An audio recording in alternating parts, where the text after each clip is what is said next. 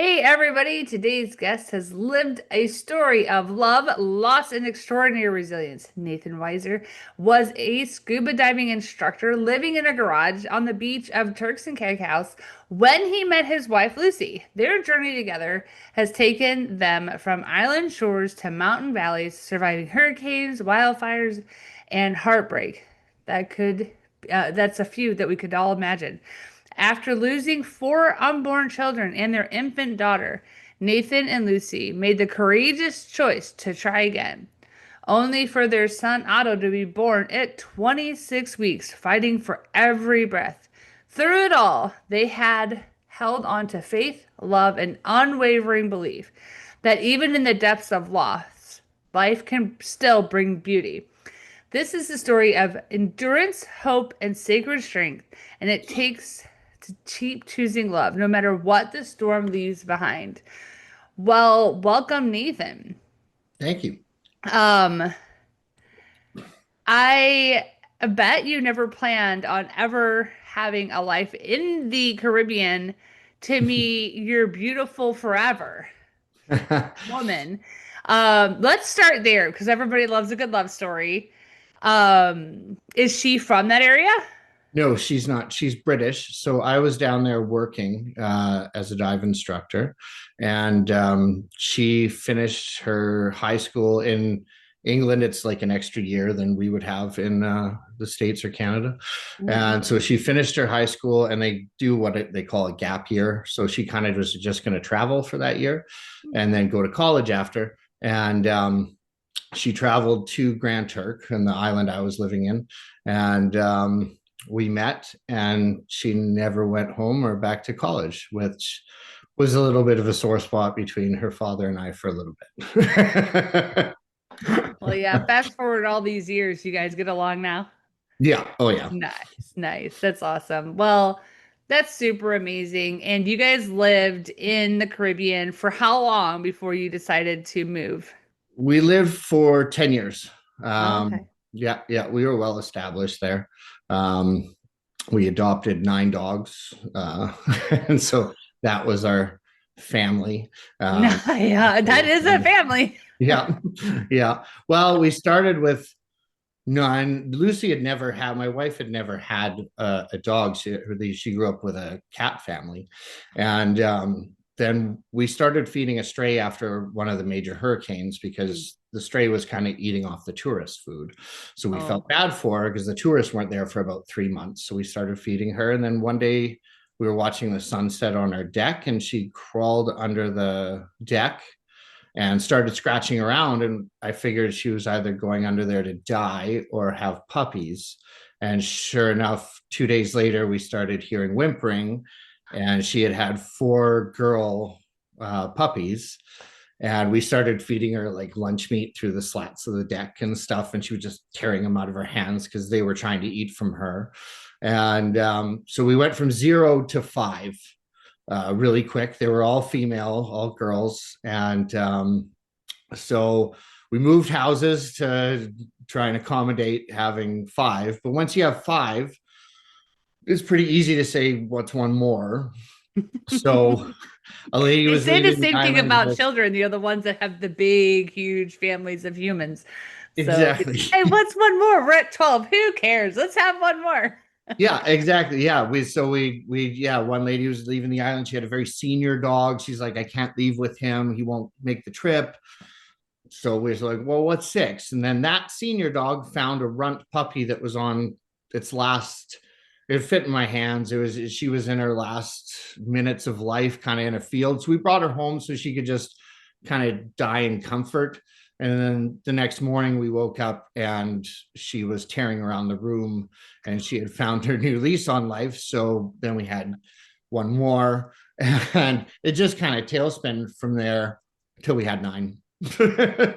Now, So when you guys moved from the Caribbean, did you take all the animals with you? we had 6 remaining when we because a couple were older when we Hmm. adopted them.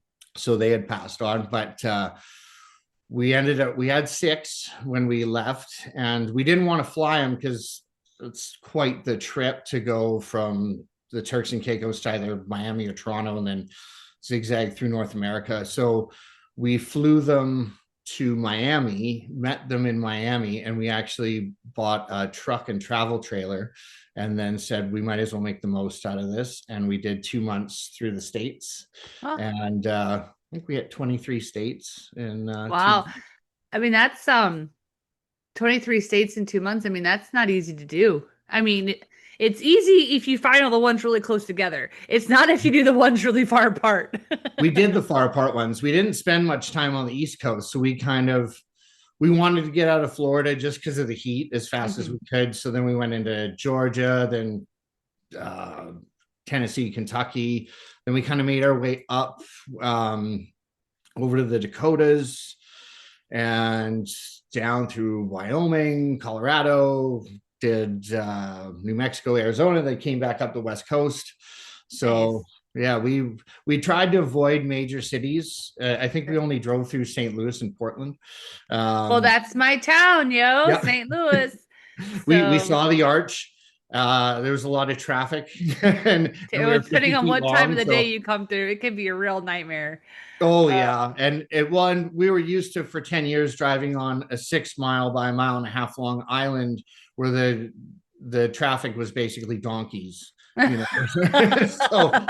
So now I'm in major city America traffic with 7 lanes, and I'm pulling a travel trailer, and yeah, so we tried to stick to the back roads, the secondary highways, and just Sure. camped in state parks. And the states does such an amazing job versus what we do with our provincial parks. They're so small, they pack you all in here, but in the states you had so much space, and we needed that with 6 dogs.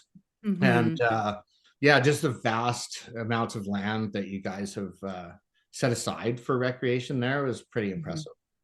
Yeah, a lot of it's funny because I live obviously in St. Louis, and every now and then I'll get nervous that we're taking.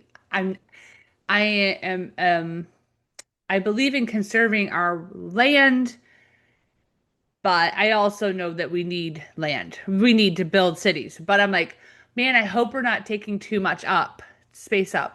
And then Yeah, you get in the airplane, you fly over top, and like, oh no, we've got plenty.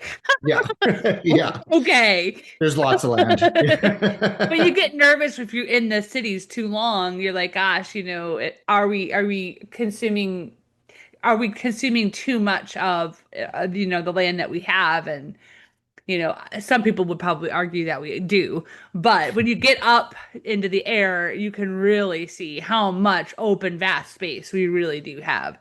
Yeah. Um, but let's like pivot into this question. Were you guys already expecting when you moved back to Canada, or were this is something, a plan that you guys had that you wanted to prepare for? Our plan was to stay there and have kids there. Then we got pregnant right after we got married. My grandmother made me promise. Actually, she died like the year before. Oh. My grandmother died the year my grandmother died the year before we got married, and I promised her we wouldn't try to have kids until we were married and owned a house. So we got those two tackled pretty much back to back in 2013, and then went right away into trying to have a child. We lost our son. We got pregnant and then lost our son at 22 weeks, I think. Mm. Um, and then we took a little bit to wrap our minds around that, and then we tried again, and we had a miscarriage. And then we tried again, and we got pregnant with our daughter Mary. And she was my wife went into labor New Year's Day 2016, and being a small country, it had a brand new hospital, but probably wasn't staffed the greatest. And the OBGYN that was assigned to my wife was on call that day. My wife started saying that she had just some pains and if something wasn't right. And we relayed that to the nurse, who relayed it to the doctor, and the doctor, just because it was New Year's Day, decided she wasn't going to come to work. And so after over 4 hours, my wife finally kind of shot up off the bed. I describe it kind of like The Exorcist, and then just kind of went limp. Color went out, and the Doppler that was monitoring my daughter's vitals just started. All of her vitals started dropping. And so finally, the doctor did rush into work then and looked at the machine, panicked and walked out, didn't say anything to us. And then they started prepping my wife for surgery. Still didn't say anything to me, and Lucy was not in a position to listen Now, to it. how far along was she with this one? She was at 9 months. It was a yeah, Oh, yeah. okay. She was in labor. Like it was Okay. supposed to be that day. Sure. And so they called in the surgery team and moved us downstairs to the OR. I could see my wife. They moved her off into a corner. They still took over an hour to get everybody in there and prepped with the anesthetist and everything. Mm-hmm. And then they finally wheeled Lucy in. I just sat in a dark hallway, like just hoping to kind of hear my daughter cry, Mm-hmm. to know everything was all right. It was really my first experience with all that too. So I didn't know, you don't know, is this normal, or Yeah. what's happening exactly. Obviously, no one's going to come take their time away from my wife to relay anything to me until it's done. And what turned out is Lucy had in that time where she said she had pain and stuff, that she ended up having a uterine rupture. And Ah. so Mary came basically out of the womb into Lucy's body cavity. And she came out with a slight heartbeat, but they couldn't bring her back. Oh my And Lucy lost 60% of her blood, so she God. almost died. Um, and yeah, after they operated a bit, then they sent me in to tell Lucy what had happened. Oh, that's nice. While she came out of the drugs. And so after all that, yeah, Mary passed away. And then Lucy actually, when they opened her up and then put her back together, she lost an ovary. And given the scar tissue and stuff, we not that we would have tried again down there, but we had to be by a better medical facility. Mm-hmm. And they also we had a private physician on the bigger island that we went to, and they also diagnosed me with PTSD. And because of what had happened, I Sure. couldn't go near like a hospital, or even especially that hospital, without, like, Mm-hmm. you could feel yourself, your blood pressure go up, start to shake almost.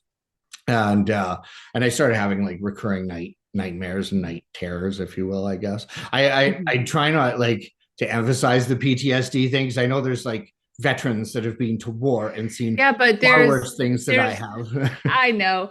I respect and understand why you're saying that, but PTSD is real for everybody, whether it be low T trauma, which a lot of stuff happened. Like for example, during COVID, you had low T trauma and you had big T trauma, the people who literally lost people in Yeah. very, very terrible ways. Well, yes, men who shoot who and women who serve our countries can experience big, massive trauma.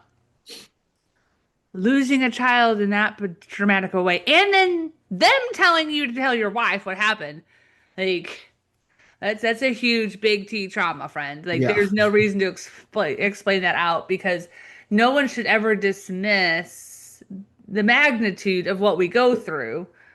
And you had to heal from that. I'm assuming you have because you're telling the world about it now, Yeah. which is Yeah. amazing. What a testimony. And that cannot be easy for anyone. So you guys decide after that, how long was it between when Mary passed to when your wife was healed, you're diagnosed with PTSD, and then you decide to leave the islands and head back up to Canada? Mary died January 1st, 2016, and we left in March of 2017. Oh, okay. Yeah. Okay. So you gave Yeah. yourselves a good year to heal. Yeah, and we didn't know for sure. Like we took 3 months off work. It was just trying to wrap our minds around everything, and that's where the dogs, where everyone kind of thought the dogs were an inconvenience to us having that many.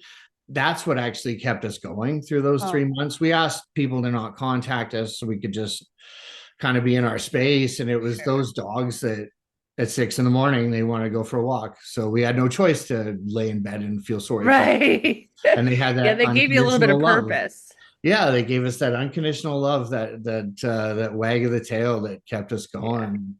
Well, Um, when you want to not do anything, they'll, at least mine yeah, dogs will take their nose and boom, yeah, like yep, get your butt going. It's like, yeah, come on, just 5 more minutes. yeah, Nope. yeah. I want to go to that walk. I want to go swimming at the beach. I want, and they dragged us out of bed at the crack of dawn, and we went and did it. And that Yeah. kind of at least started our day with moving, and probably kept our minds off of the loss for at least an hour or two. Hmm. And so yeah, we slowly kind of decided we were going to leave. Then I think that road trip was a bit of a healing journey for us as well. Hmm. It was time with just my wife and I and our dogs, like our little family, and just taking our mind off everything and just seeing a different part of the world that we hadn't seen. Being from Canada, I traveled in the States, but always cities and stuff, right? You Hmm. don't go from British Columbia to go visit the middle of Kentucky, or No. you go to We don't Phoenix even or leave where we are Miami. going to go to the middle of Kentucky ever. Yeah, yeah, exactly. So, or Wyoming, and so we got to see all those parts that were really interesting, and it took our minds off it, I guess, and just gave us time to heal as a husband and wife. um because after going through stuff like that, statistically your marriages don't go well, Hmm. and we definitely dealt with things very different. My wife can compartmentalize things, and I did all of the unhealthy ways of coping with Hmm. loss and stress. And Yeah. so, she was much better at it than I was, but she let me kind of do what I needed to do, but rein me in when I needed to be reined in. So, Hmm. Hey, like, bring it yeah, down a few levels. I'd like you to live, please. yeah. You can do what you want, but go to bed by 11. Don't be out doing stuff late.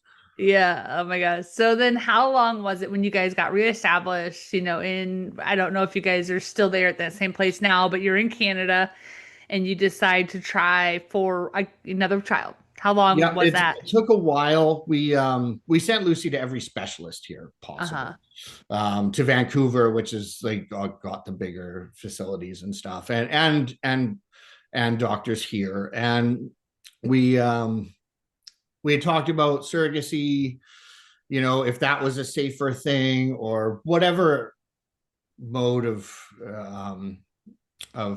making our family complete that would work, I guess, at that Hmm. point. And I'm also adopted at birth, so I wasn't against adoption, or surrogacy or anything. I just didn't want to go through another event like that, Sure. and because it still was haunting me. And but my wife was determined. She felt like that was taken from her, like the Hmm. experience of having a child. So eventually we agreed that we would try again. And I think that was 2022. We got pregnant again with twins. She went in for the first scan, and they couldn't find a heartbeat on either baby. So it was a boy and a girl that we found out later. Um, and yeah, they couldn't find the heartbeat. So that was the end of that one. I said at that point, I'm done. I can't. I just didn't felt like I had the strength in me anymore. Uh, Hmm. Slowly, my wife, built Come that on, strength back up. Nathan. Yeah, See the yeah, better little eyes. yeah. Slowly, she built that strength back up, and we try. I said, "This is the last time. I'm done after this. And we got pregnant again. When she went for the first scan, I was actually in the Turks and Caicos doing hurricane repair Uh-huh. on our house there. And she called again, and it was like deja vu. She went for the first scan and they couldn't find the heartbeat again. And this is with our son Otto. And I was like, oh, here we go. This is it. This is it. I was on East Coast time, so it was kind of the end of my day. I was sitting on the beach, and she said they're going to send her to the hospital for the better scan that could pick it up if the other machine couldn't. And I was very much I in my head I was like, they're not going to find it. We've gone through this much. This is just our story. This is just what happens. And she went into that one while I was waiting for her next scan. That was the same day. I was sitting on the beach watching the sunset after a day of work, and I was in my head, I was like, if they don't find this, I'm just going to start swimming out and let whatever happens let the big predators tug on my leg and let it be done. I mean, it's not And, funny, but it's so funny how you say it like that. yeah, well, I've spent hours, or probably a year's worth of hours underwater, so I know what's under there. And I definitely know what's under there at night. So I was ready to just be done. And she called me, and she said they found the heartbeat. So Thank goodness. yeah. And yeah, just tears of joy. And I thank God for that. And so I came home after the hurricane repairs. We went through the motions, found out it's a boy, went with my grandfather's name of Otto. He immigrated from Germany, hence the German name. And very early on, my son was able to spell it. So that's part of the reason. And so we went for the 24-week scan, and everything was fine. We kind of quietly celebrated because here that is considered viable, right? Okay. So they can handle 24 and up.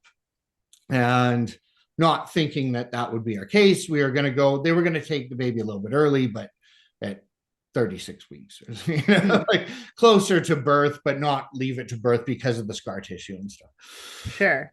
And yeah, so another 2 weeks went by. I was helping my father fix something on his acreage, and my wife called and said, you need to get to the hospital right now.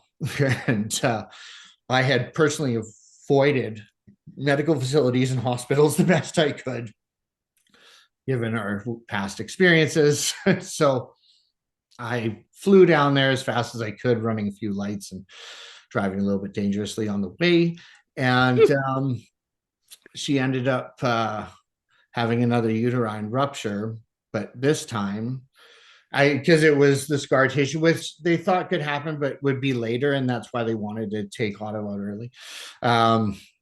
So she had another rupture, but being in a proper medical facility with proper doctors, they had Otto out quickly and had Lucy all stitched up. And I again sat in like a doctor's office. I was in the hospital room with Lucy. They just saw something they didn't like, whisked her out. I sat there alone. It was all kind of deja vu again with Mary. And then a South African doctor came in who is still my son's pediatrician and said, would you like to meet your son? And I looked at him and I said, is he alive? He kind of looked at me funny, but he didn't know the history, right? Oh. So I went, and my son was 2 pounds, pretty much bang on. He lost a little bit after, but he fit basically in the palm of my hand. I was able to put my hand in. He had everything attached to him, and they had intubated him, and held his hand, and then asked if I could tell my wife that we have a living child, since I had to tell her about Mary. And so They made me wait until she was kind of coming out of the drugs, and finally I got to go downstairs, and I was approaching. I could see her at the end of a hallway. I was so excited to do it, and she raised her hand up and said groggily, "We did it." And that's why I titled my book "We Did Nice. It." And so, I wanted to be the one to tell her, but at that point, I really didn't care. That we, is so we, amazing. we had a son, 10 fingers, 10 toes, and breathing, so we were better off than we had ever been in the past. Yeah. So they flew us out right away to Vancouver, where they have where they can handle that early of a child in their NICU. They flew me and Otto out first, and Lucy recovered for a day and then flew out after. So that was an experience of itself. I had been obviously frazzled, so they're walking me around, telling me about the NICU. They're telling me that there's going to be a lot of ups and downs. Don't say how drastic that is, because obviously they don't know and they don't want to scare parents, but just prepare yourself for a lot of ups and downs. And so before Lucy had arrived, they asked me to sign off on what's called a PICC line, which goes in through basically like an IV, but it goes right into their heart for nutrients. And of course, on the waiver, like every waiver is at the end, could cause death. And I Yeah. was like, this is what they're talking about for the downs. This is the roller coaster. I'm already in one of the downs. That was very naive and foolish of me to think that at that point. But I was this nervous father. Mom's not here, out of my element. Now I have to make the first major decision for my son, health decision. And so obviously I signed off on it, and they did it. And it was now looking back on it, such a easy procedure. They got it right away. The NICU nurse that did it was like, "This is what I do all the time." I don't know why you're worried. And then Lucy showed up, and Otto did well for about a week or 10 days. And then he started having issues digesting, and they thought it was this thing called NEC, which is something to do with the intestines, that it starts kind of getting pockets and eating away. And he also had what was called a PDA, which was, with term babies, it's a valve in the heart that diverts the blood flow. And again, I'm not a doctor, so it diverts the blood flow away from the body and kind of towards the lungs, but then it closes, and then the blood flow goes more fully through the body. Hmm. Um, so they can usually close that with drugs like aspirin and Tylenol and stuff, and that usually Hmm. prompts it to close. All babies have it. It's just term babies, it would close on its own mostly. Sure. So it's not an uncommon thing for premature babies. So he had that, and he had this stomach issue. Eventually, they said they were going to do surgery for the stomach issue, thinking it was this neck thing. They opened him up, and it was something a lot more rare, which was like a twisted intestine. Okay. Again, he's only 2 pounds, and they have a surgeon that's, I'll tell later about like the miracles and stuff that kind of like or at least one glaring one that kind of happened. But I think it's a miracle that just someone like that exists, or a Yeah. facility like that we were at exists. Well, Um, and to be at the hospital where that surgeon yeah, was, I mean, you didn't have to go anywhere else. He was already well equipped in his knowledge and experience to take care of Otto properly. yeah, yeah. And so he pulled out all of his intestines, found this twist in it, cut it, and then Otto had to have like an ostomy bag while it healed. Uh-huh. So they stitched his intestines, and he had the little bag. And Oh, of course, that was, just having a surgery. He was too weak to even move to the OR when they did it. uh-huh. Um, so they did it right in his room. Mm. And The recovery was kind of um, impeded by the PDA because it wasn't flowing the proper blood flow down to his scar tissue and area, which would then help it heal and so on. Um, so while they were trying to fix the PDA, he actually redlined twice. Um, yeah, it's Like, they hello, still Otto, can you not do yeah, that? they still can really explain it. They think it was because of the pain he was in, and he just Oh. kind of shut down. The first time, and this is how incredible their staff is. They hit the resuscitation alarm, which is an alarm I've heard twice. For us, I heard it. You hear it throughout the ward for other babies. And if I do have any PTSD left in me, if I hear that alarm again, it would send my blood pressure through the roof, I'm sure. Mhm. And I never want to hear that sound again. It's just a piercing sound. Every available staff rushes into the room. But while that was happening, the nurse and the RT, the respiratory person, was working to bring him back. And so basically, they had pulled out his intubation, bagged him, and while they were working on him, the nurse made sure twice to look over to me. I had taken Lucy. She's a little bit shorter than me. So I had taken her and put her head into my chest because Otto had started turning kind of blue and gray. And I didn't want her to see him like that, especially if that's the last um, visual she has of him. So I kind of tried to shield that from her.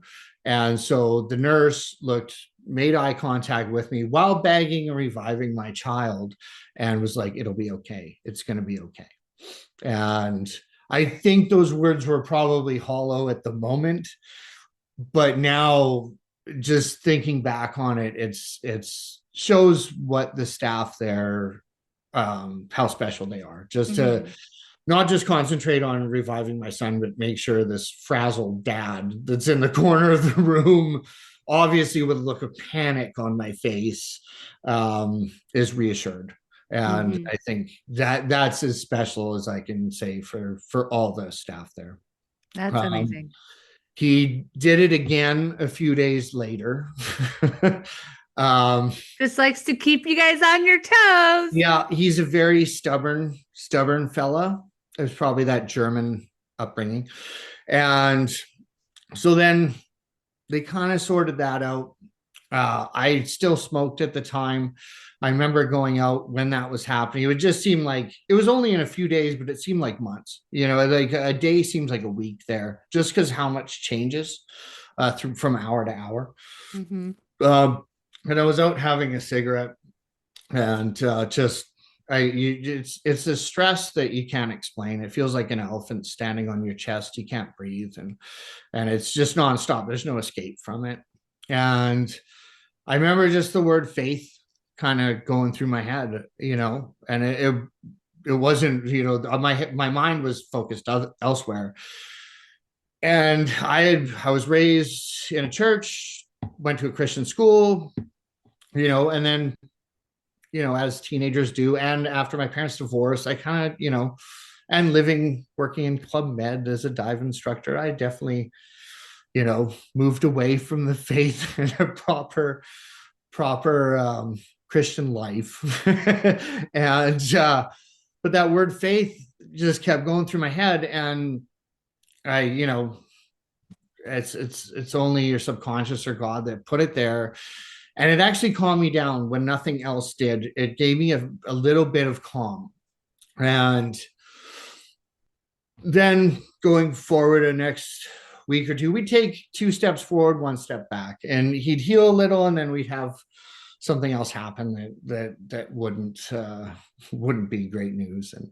And so they decided to finally do the PDA surgery. So now you're hearing we've had this other major surgery. Now we're doing heart surgery, which is scary, and we sign off on it because it would close the heart. They actually got a different surgeon. So instead of opening him up, they were able to get this other surgeon, does a procedure through the femoral artery, goes up and puts this piece of mesh in, closes that valve. Eventually, flesh grows over it. And so we sign off on that, go into the room, spend time with Otto. And tell him we love him and we're proud of him. And they wheel him off to the OR to do the surgery. Right before they wheel him off, they do one more scan of the heart and see that the PDA is significant, they called it, which was what they termed it as the entire time. So that was about an hour probably before he was on the operating table. When he was on the operating table, they gave him the sedation, knocked him out, and the surgeon then did one last scan. And of course, when this is all happening, we had just gone to walk the grounds just to not sit in a hospital room staring at the wall, just to try to take some stress off. And of course, our phone rings and it's way too early, like 3 hours too early. And we're like, oh no, something bad happened. Your mind goes right to that, especially after all of our experiences. Sure. And the doctor had the mindset at least to say, everything's fine. That's how he started the conversation, because he knew we'd probably be freaking out. And he said, everything's fine. We did one last scan and the PDA closed itself. So I had no doctor there. We did the rounds the next morning. They had the team of 20, the surgeon, the doctors, everybody was there. Nobody can explain it. And Except it was Jesus. yeah, I would chalk that up to a miracle. Yeah. There was other things that happened in the hospital that I couldn't explain, and I wrote about that in the book. But that one was the major, like, what else could it be? Yeah.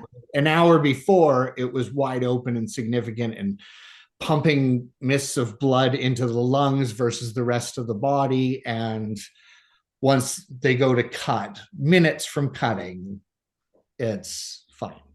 Yeah. And it's still fine. And it's still fine. That's so And amazing.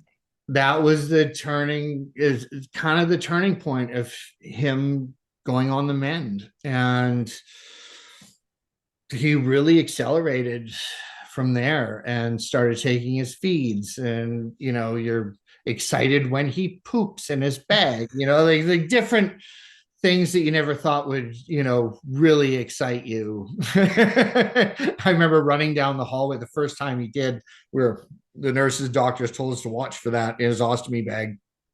Lucy was getting our 20th coffee of the day in the little staff room there, and I went running down the hallway to tell her that he pooped. So It's the best thing. something I never thought would be the best day of my life, but it made it the best day of It my life. is. It is the best day. The first cry, the first poop, the first pee, the first, diaper that blows out. I mean, it gets annoying later. The first is Yeah. always amazing. Yeah. Yeah. That So is so cool. yeah, he slowly went on the mend, and then they had to do a surgery to attach everything back and Uh, get rid of the ostomy bag. And thankfully, they only had to take out a bit of intestine, and it was towards the end of it, is his intestines, towards the colon. uh, So the first question I had was like, will he live a normal life? And they said, yeah, there's no reason he wouldn't. We have lots of extra stuff, I guess. yeah. Yeah, we have miles of intestines, so Yeah, I learned a wow. lot about the human anatomy that maybe I should have paid attention in school to, but didn't. so, so it was a bit of medical or basic medical training, plus, yeah, just hands-on how to deal with baby training in there as well. But yeah, he got on the mend. They were able to do the surgery, put him back together and everything. And it took 121 days for us to get out of the NICU, which is a fairly long time. A lot of kids go in there at 30 weeks, 32 weeks, 34 weeks, and they're out of there in a relatively short amount of time. There's also kids that spend a very long time there. Mhm. Um, and you pass these parents in the hallways and in the lunchroom, or and everyone's kind of got their head down, and as you don't converse a lot because you don't know what other parents are going through, but you also don't really have anything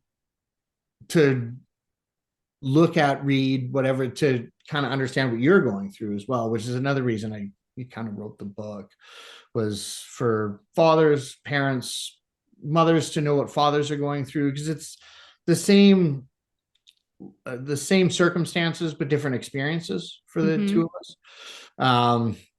So kind of give a little bit of something that I was looking for, at least even in the losses and through the NICU. um, Eventually we ended up going home, and exactly 2 weeks after we got home, we had one of, we were in British Columbia, so we have wildfires and forest fires, and it was exactly to the day 2 weeks that we had been home, and a forest fire came, and we grabbed a few things and jumped in our cars and fled from it. And it ended up taking everything we had. No. And As if you didn't have enough going on. yeah, I joke with Lucy. We went through category 4 or 5 hurricanes. We've done that. Now we've done forest fires. I was like, we should just go down to Kansas in the spring and have a tornado just to have the trifecta. Yeah, right. That's um, funny. but it didn't seem to matter. It really didn't seem to matter at that point because we had made our family whole. And by God's grace, that had happened. Yeah. And that's like, once we were out of the NICU, and now Otto's 2.5 and thriving. He's Running talking around back. making a bunch of noise, and Yep. He's that's talking back. awesome. He's opinionated. Nice. He's strong. He's got a clean bill of health. Um, and that's what kind of healed everything. It was Hmm. something that I didn't think would ever get healed. It was a very dark time for me Hmm. at points there. I mean, Um, you wanted to feed yourself to the fish. yeah, I was ready to be shark food I at one mean, point. thank So you, Otto, for being there. Thank you for having a heartbeat. Thank you, Jesus, for bringing him through it because now you're not at the bottom of the ocean. yeah, Lucy would have been really sad. yeah, yeah. She knew what I was going through, but yeah. But she was going through it too. It's not like Sure. a different, but she was just better at handling it than I was. Well, yeah, I mean, and that's what I think we all have to recognize is to give each other space, enough space to be able to process things as we all do individually, but not too much space where we swim out to the end of the ocean and wait for a whale to eat us. Yeah, yeah. Well, she was in Canada while that was happening. If I she was know, that's what in the I Turks mean. and A Caicos little with too me, much space there. Like, what? yeah, if she was in the Turks and Caicos with me, then she probably would have wrangled me in. But Yeah. Well, what thankfully, there a was a heartbeat, and none of that had to transpire. wow. That's Um, amazing. Well, congratulations on the amazing life. Many blessings over Otto. I mean, that's exciting, to see him thrive. It'll be interesting to see um what the Lord's purpose is for him. I mean, yeah, obviously he's fulfilled a lot of purpose already by creating, God using him to create unity and healing between you and Lucy and yourselves individually. But there's always a bigger purpose beyond that, and yeah, it's exciting. I love um, watching my own children. They're 13 and 11, and I don't know exactly what their purpose is yet. But the big thing is to teach them to watch for what it is, what God plants inside of their hearts, and to nurture that, and and then watch them go. yeah, It's gonna be beautiful, and just really enjoy the preciousness of 2.5 years old. You're gonna blink and all of a sudden they're gonna be 13. He's gonna be 13. You're like, whoa, whoa, whoa, what just happened? And it's not even on purpose. Like, 'cause sometimes I'll even reflect back. I'm like, did I look at my phone too much? Like, how did you turn 13? Like, I don't understand. How am I almost 50? I really don't understand what's happening here. yeah, yeah.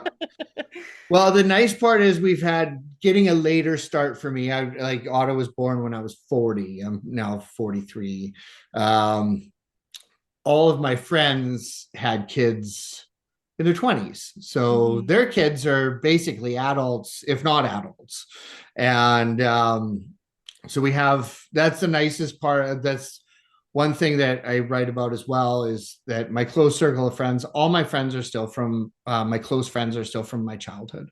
Mm. My best friends from when we went to preschool together at 3, and I have a friend that's from kindergarten at 5, and so on through basically elementary school, a couple from high school that are still in my like 6 inner circle friends, and they were really there to hold me up when it was really bleak. And but now they serve another purpose, is they've gone through this. So not only does Otto have, I'm an only child, so they're his aunt and uncles, and not only does he have the most amazing people as aunt and uncles, but they are also there to give us a little warning about what's to come, give us a little advice about here and there, Yeah. and how to raise them. They all have amazing kids themselves, so Yeah. I'll take any advice on raising my son as well from them. Yeah. Yeah. You know, it's good that you have all of that because they can all share with you, like, hey, like, this is what happened. And the thing is, every kid's going to be different. Otto's going to be different than all their kids. But what they can do is be like, hey, heads up, watch for this. Yeah. If it happens, this is what we recommend. Like one of the things I share with parents is that, when your child tells you that I hate you, because my son's never done it, but my daughter did. And she was standing on the bed. She was like 4, 5, I guess. And I'm like, okay. And she's so mad at me. And I'm like, here's what's beautiful, Sophia. God does not require us to say I love you for him to love us. So I don't require you to say I love you, mom, for me to love you. Yeah. Calmed her right down. She's never done it since. Doesn't mean we don't argue. She's 13. She's got a ton of Yeah. attitude right now. But I try. The thing is to just recognize and walk away.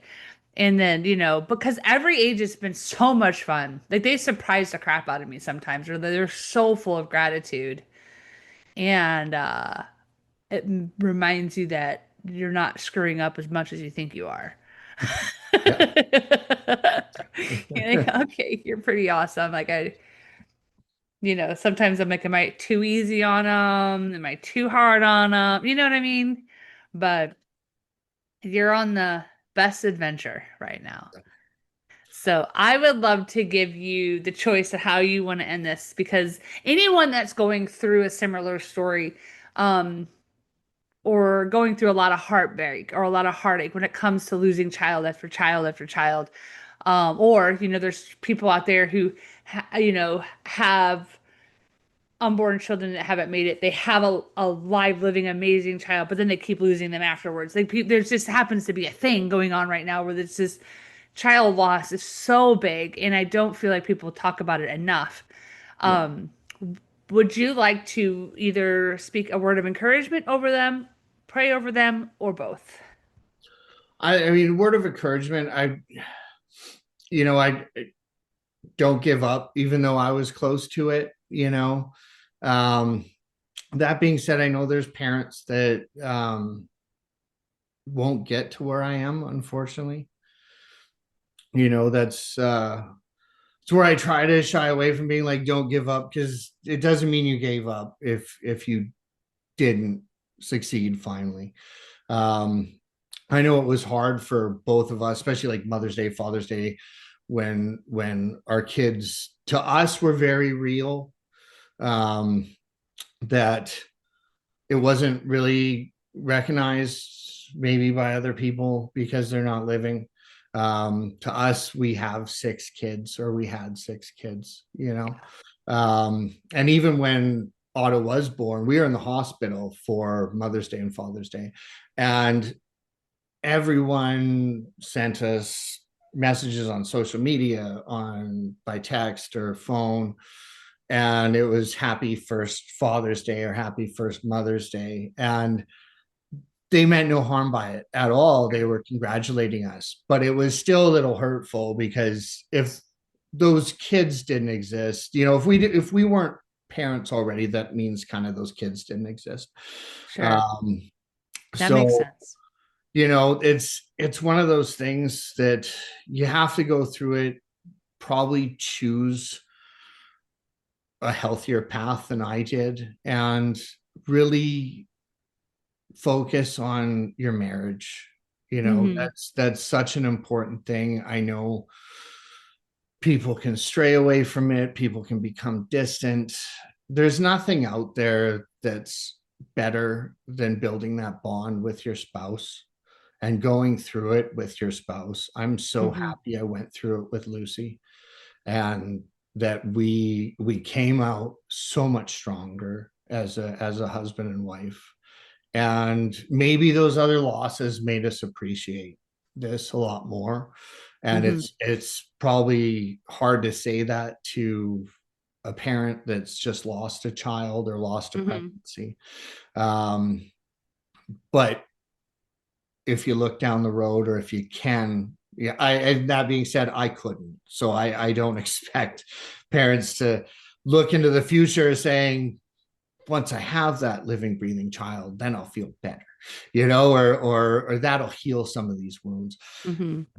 It, it wouldn't have worked on me at the time, but it will, or could get better. Um, Right. and that, yeah, just keeping your marriage strong and focusing on that, Yeah. focusing on work and all those things, they're not important compared to your relationship with your spouse. And That's so that's, good. yeah, for husbands and wives, and everyone going through it, is keep that strong, because you're both going through it, you're going to deal with it in different ways, and just keep that bond alive. No, that's so good. I have a dear friend of mine. We grew up together. So I've known her over 40 years. And her husband had a couple miscarriages before and then got to the 9 month mark. And her something happened with the blood pressure. Baby ends up dying. She has to give birth to a stillborn. And I think it was 2022. And it was really hard. And my mom invited her to grief share at the Mhm. church. She's like, "Sis, will you please come?" And she said, "Sure." And so her and her husband did. And it was the first time at the end of it, they did not a full funeral, but they did kind of like a little mini funeral. And they didn't do that. They didn't do that when the baby actually passed. Mhm. And I haven't talked to her since, but she had told my mom, "Thanks for having us do this. It saved our marriage." And I've been able to process the grief. So if and they won't have anymore. They weren't. She won't be able to. They would have to do a different route, either foster or adoption, because Mhm. she almost died herself. So they had to do some things to keep her from dying, and so she's not able to have more children.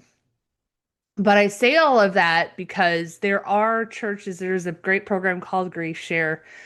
There's other stuff online. Like, just don't go at it alone either. Like, if you don't have the great friend support like Nathan has, or family, there are some really good programs that could be helpful. I'm not promising anything, but don't just do nothing. And then they waited years before they went through it. I think they Yeah. thought they could get through it on their own, and it almost destroyed them. Yeah. So, yeah, Yeah, but the church always has such great support in it. yeah, I mean, there's faults with the church too, but that's what they always do a great job, is coming together and supporting you. And there's always someone in the congregation that's gone through something similar that you yeah. can relate to. Absolutely. Well, thank you so much, Nathan, for sharing your heart with us today. To our listeners, remember your story isn't over. You are not disqualified by what you have been through or currently going through. And with Jesus, you are healed, whole, and called. Thanks again.